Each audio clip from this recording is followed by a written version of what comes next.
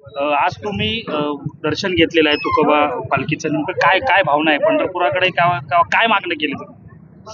तुकाराम महाराजालाही आणि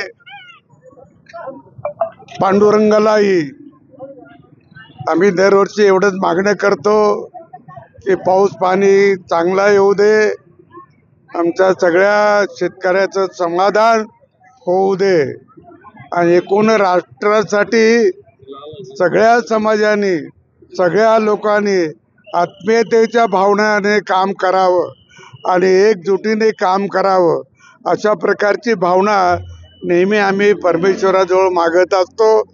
आणि या देशाचं कल्याण हो, हा देश लवकरात लवकर विश्वगुरू बनो, ही आमची प्रत्येकाची इच्छा असते आणि त्या इच्छेप्रमाणे आम्ही परमेश्वराला प्रार्थना करतो आणि त्याप्रमाणे कृती करायचा प्रयत्न करतो.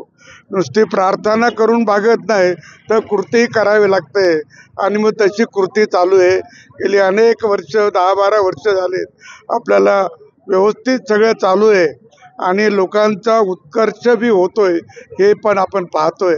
त्यामुळे अशा पालखीमध्ये लाखो लोक जे येतात ते श्रद्धेने येतात, भक्तिभावाने येतात.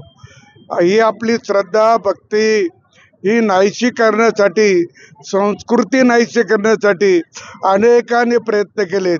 देव दर्शन, देवाचे देवालय फोडले, परंतु त्यांच्याच्यानं आमची श्रद्धा नष्ट झाली नाही, आमचं देवावरचं प्रेम कमी झालेलं नाही, उलट आता वाढत चाललं.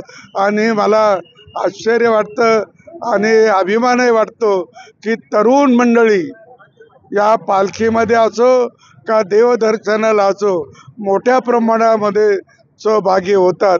हे एक विशेष आहे.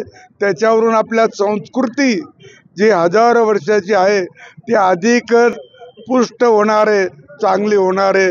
धन्यवाद. वारकऱ्यांमध्ये उत्साह आहे, मात्र अपघात असं म्हणतायत की या पालखीमुळं रस्ते जाम होत आहेत.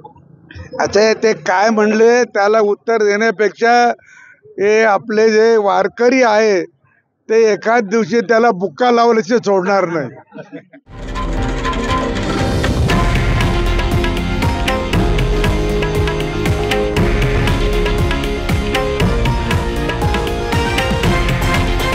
हे आहे देशातील नंबर 1 न्यूज नेटवर्क आणि आपण पाहत आहात TV9 मराठी, एकमेव.